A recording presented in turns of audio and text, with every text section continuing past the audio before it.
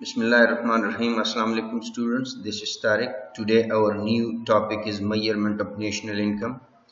But before to learn how we can estimate, how we can calculate the national income, what are the different methodologies, approaches to measure national income, we are going to divide the national income into different concepts. And the very first concept, that is gross domestic product. GDP is the money value of all final goods and services produced by the domestic people of the country as well as by the foreigners within the country for the given time period. For example, GDP of Afghanistan. In Afghanistan, millions of Afghans are working in different areas and they are earning from the different sources of income like earning salaries, wages, interest, rent, profit, proprietors profit, tax revenue. These are the earning of the domestic people of Afghanistan, but as well as many foreigners are also working within the Afghanistan: Indian, Pakistanians, Iranians, Europeans, Americans. Whatever these both parties produce, earn in the boundary of Afghanistan, that is the GDP of Afghanistan. As I put here example incomes of all Afghans and foreigners working within Afghanistan, that is part of the GDP of Afghanistan. Now in the next section we will learn what should be excluded from the GDP to avoid double counting. To avoid double counting, we does not include into the GDP the transactions of used goods and services. We should not include the values of the goods and services that are used, resale and resale, to avoid double counting. Why?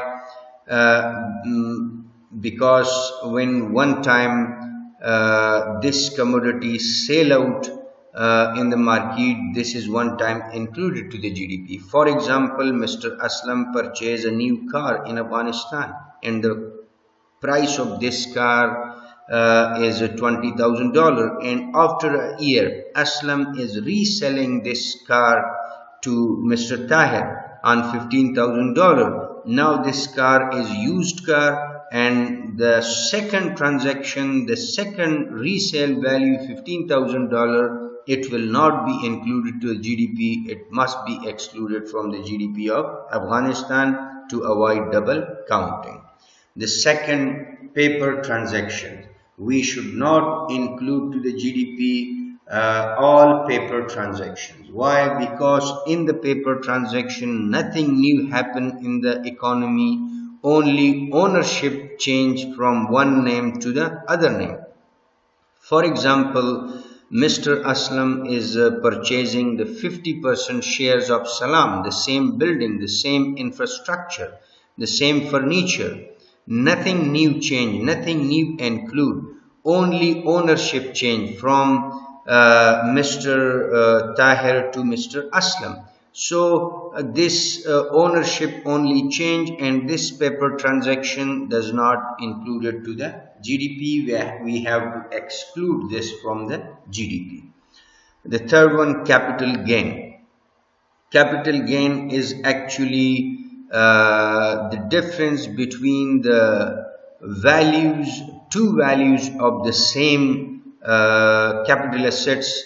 For example, Mr. Aslam purchased a car at $20,000, and after a year the price of this car increased to $25,000. So the value of the car, $5,000 increased. This $5,000 is capital gain, and this is not part of the GDP. It should be excluded from the GDP because nothing new happened, nothing new introduced in the economy. The same car, but inflation increase in the economy, prices increase. That is why there is a profit of $5,000 to the Aslam. That is not part of the GDP. The next one, income of the domestic citizens Afghan working abroad. Those Afghans who are working outside from Afghanistan, like in Europe, in Pakistan, in India, their income, their earning, their output is not part of the GDP of Afghanistan. It must be excluded from the GDP of Afghanistan.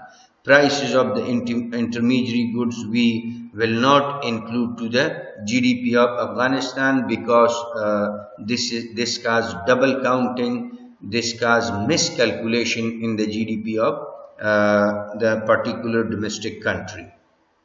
Intermediary good prices means, suppose one company is manufacturing a particular commodity for further production process in other companies, like for example tire. Goodyear company manufacture tire for GMC, General Motor Corporation. So when the General Motor Corporation purchase these tires from the Goodyear company and feed these tires in the car, so they will include to the GDP the final value of the car. If we are including the final value of the car $24,000, as well as we are including the tire separately, which is intermediary goods, so this is double counting, because the value of tire is already included in the price of car. The price car $24,000 include the price of tires, the price of engine, the prices of all exteriors, and the prices of all interiors included to the price of car. So if one time we include the price of car to the GDP, and again we are including the interiors and the exteriors again and again separately, so this will be miscalculation, overcounting, double counting of the GDP, and we will calculate GDP wrongly, not correct GDP. So that is why intermediary goods prices should not be included to the GDP. It must be excluded from the GDP. Now, how we can compute GDP? I am developing formula to compute GDP. So GDP formula is a price multiplied by quantity. In here, commodity is economy is one commodity economy, and commodity is marker. So the price of marker multiplied by the quantity of marker.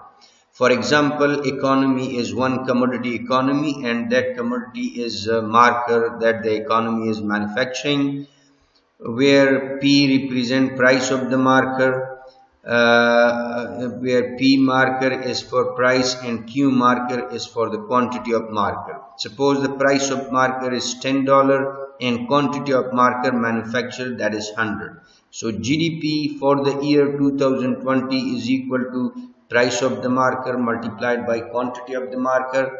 GDP for the year 2020 is equal to price 10 multiplied by quantity 100, and the total GDP is $1,000 in 2020. So this is the formulation to compute GDP of the country, price multiplied by quantity. Very simple.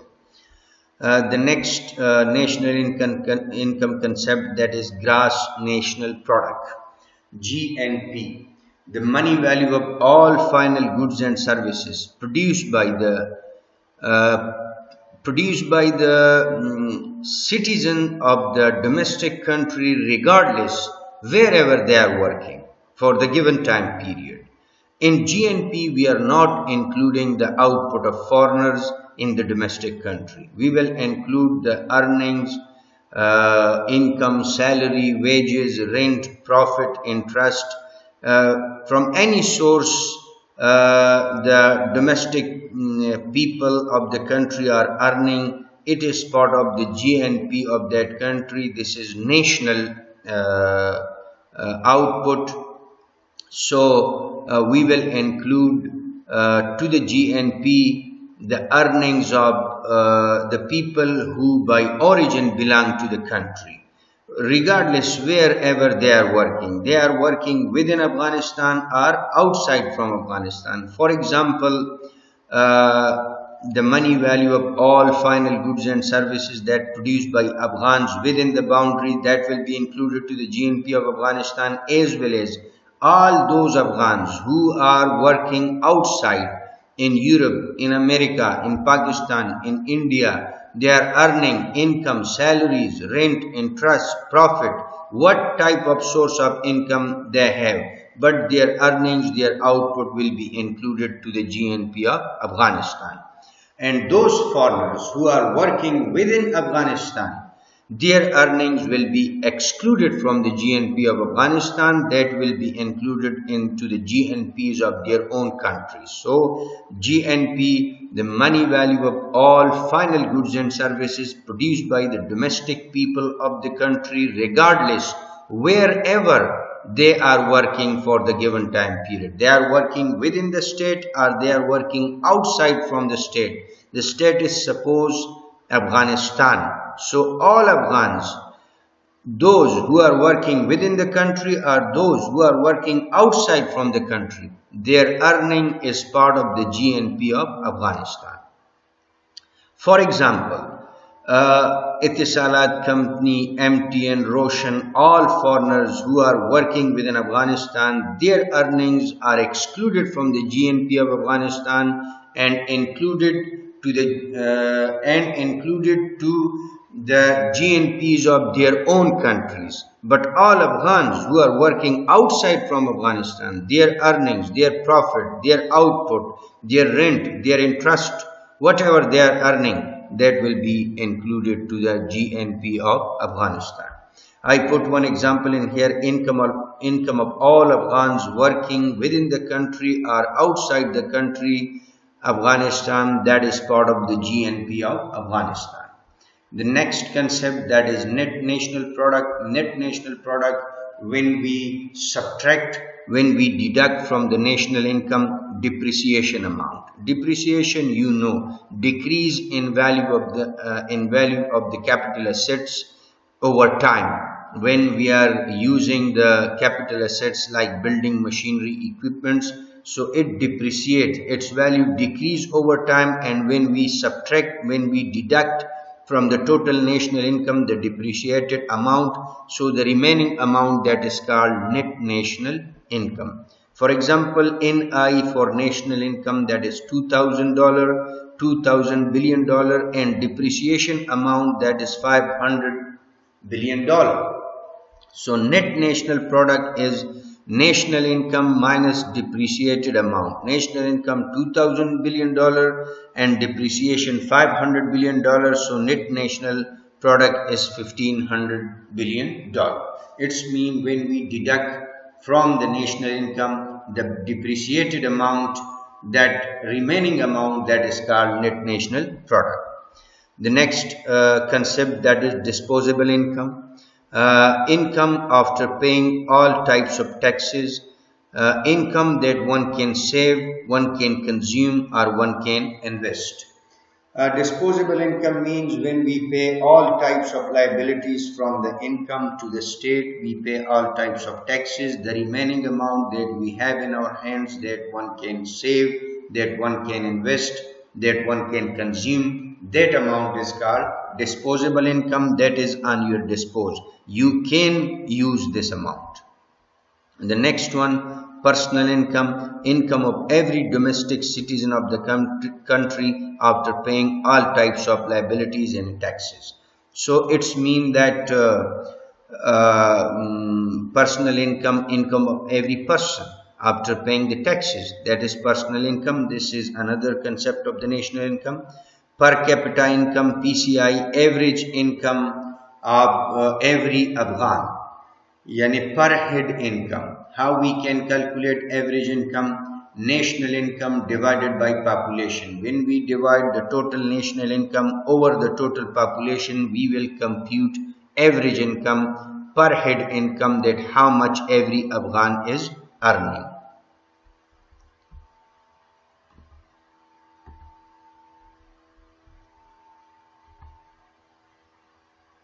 Now we are proceeding toward the measurement of national income. In this section, we will learn how to measure national income. It is difficult task because millions people are working at different places. This is difficult to access to them. to access to everyone, as well as many people hide their actual worth, but still government has to measure national income because this is important for understanding the working conditions and making policies for the future. In this measurement of national income, simply we can say that this is not an easy task to calculate, to estimate the GNP, the national income of any country.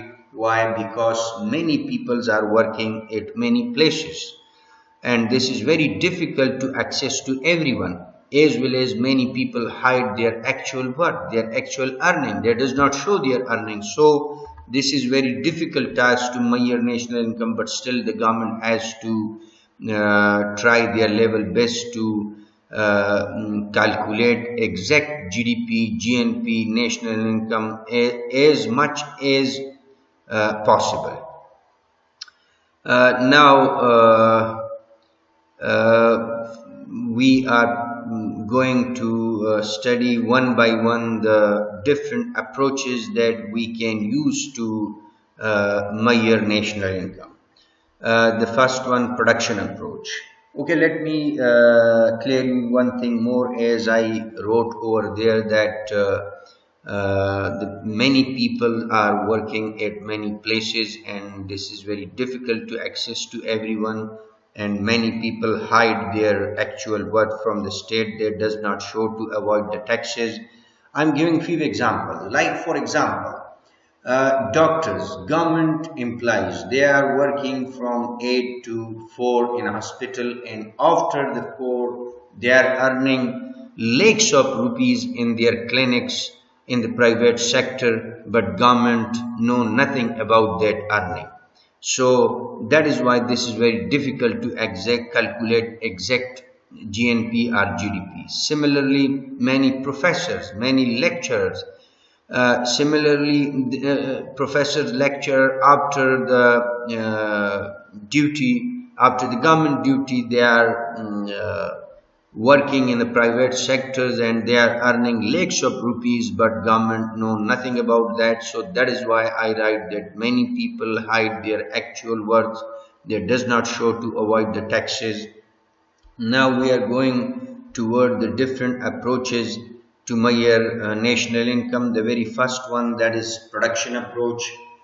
In this approach, we will divide the economy into different sectors, and then we will add together the money value of the output produced by these sectors. So when we add them together, we will automatically compute national income of the state, as this is very clear from the table that production sectors, the first one agriculture, and the money value in billions that agriculture contribute in the economy of Afghanistan, that is $400 billion. The second one, that is you can say industrial sector, which contribute $150 billion, communication sector, which contribute $100 billion, transportation sector, which contribute $50 billion, and this one sector is missing. You can include any name to the sectors, and the total output of the economy, that is $1,900 billion.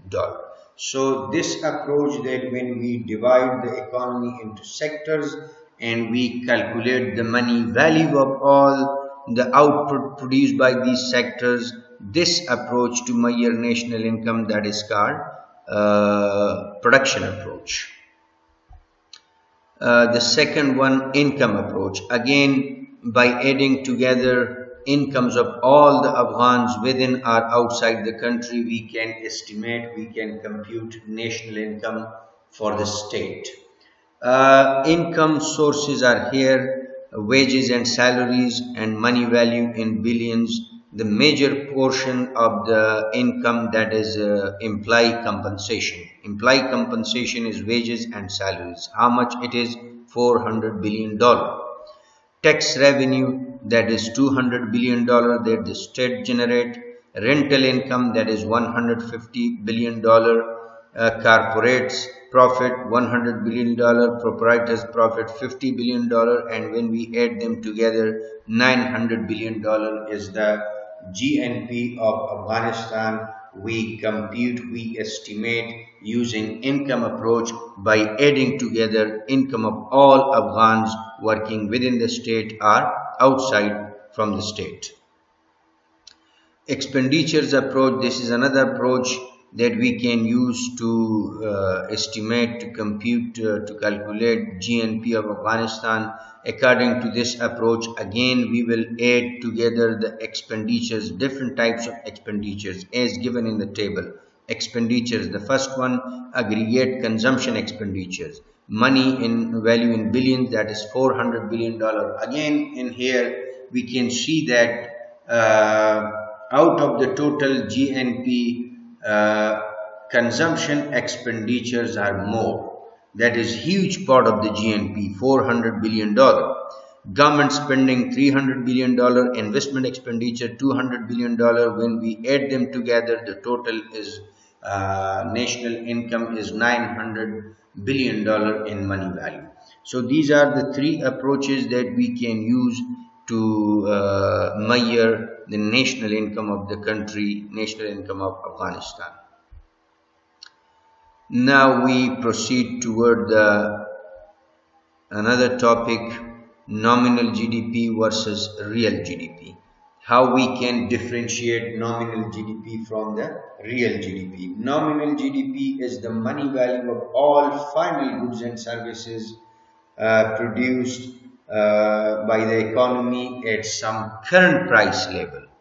The money value of the output, the money value of all the final goods and services at current prevailing price level. The prices which are currently going on in the market, when we calculate the money value of all the final goods and services at those current prices, this GDP is called nominal GDP. Formula is as given. NGDP mean nominal GDP, price current multiplied by quantity current, where P is for price and Q is for quantity.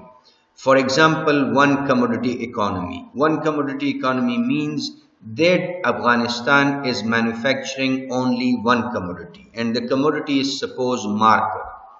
Let price of the marker in 2019 were 10 and the quantity of the marker in 2019 produced were 100. Now nominal GDP and current GDP for the 19 is a current price multiplied by current quantity. So the current price is 10, current quantity is 100. When we multiply both, the nominal GDP is $1,000 billion. Again, I am briefly telling you people that nominal GDP is not a good measure of economic well-being. Yani this is not a good tool to measure the prosperity of the society, because this is possible that GDP increase only because of increase in prices and real output remains same over time. Nominal GDP is we define the money value of final goods and services at current prices.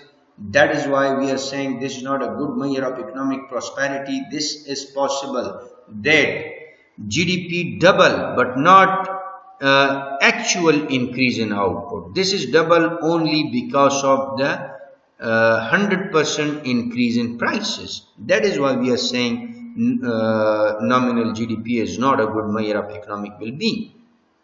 This is possible that GDP increase double, triple, but not actual increase in output, only because of increase in prices and real output does not change. So when prices increase, this is not growth, this is inflation, and inflation is a macroeconomic problem. So how we can say GDP double? GDP double, but actual output does not double. These are the prices double, and prices is inflation, and inflation is a macroeconomic problem. We cannot say this is prosperity. We cannot say this is economic well-being. We cannot say this is economic growth. For example, nominal GDP in 2020. Let the price in 2020 of the marker is 20 and quantity of the marker in 2020 is 100. So nominal GDP in 2020, current price multiplied by current quantity, that is 2000.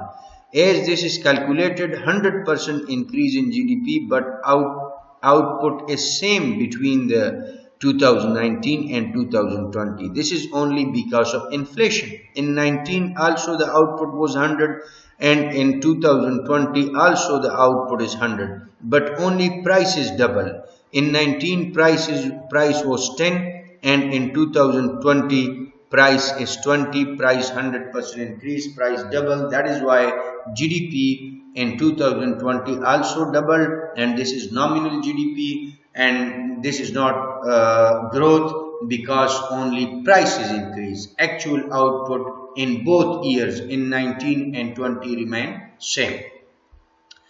Now we are coming toward the real GDP, the money value of all final goods and services that we calculate at some constant set of prices. It's mean in the real GDP, suppose we are saying prices over time remain same. Prices does not change. But the quantity is actually increasing. The quantity is actually changing. So when we compute the money value of all final goods and services at some base year prices, at some fixed prices, this is called real GDP, and this is a good measure of economic well-being, because inflation remains same, prices remain same, and actually output is rising. This is the real growth, and real growth mean with the goods and services available at normal prices, available on time. So this is real increase in the output, and prices we keep constant. So this is a good measure of economic prosperity, a good measure of economic well-being. As this is wrote in here, the money value of all final goods and services at some base year prices. Suppose prices are same over time, does not change. This is a good measure of economic well-being, because prices are same but actually output rise. For example, real GDP formulation is this: price of base year multiplied by quantity of current year. Suppose example is this: price in 2019 is 10, quantity in 2019 were 100, and let price in 2020 is 20, and quantity of marker in 2020, that is actually 200. So real GDP for the 2020 is equal to price of the 2019, means base year price, multiplied by the quantity of 2020 and current. So price base year price and quantity is current. We use the prices of 2019 and past prices. It's mean price does not change between the years, 2 years 90 to 20, prices remain same, and quantity is changing. So base year price 10 multiplied by the current quantity 200. So GDP is 2000, and GDP double over time, because actually output doubled.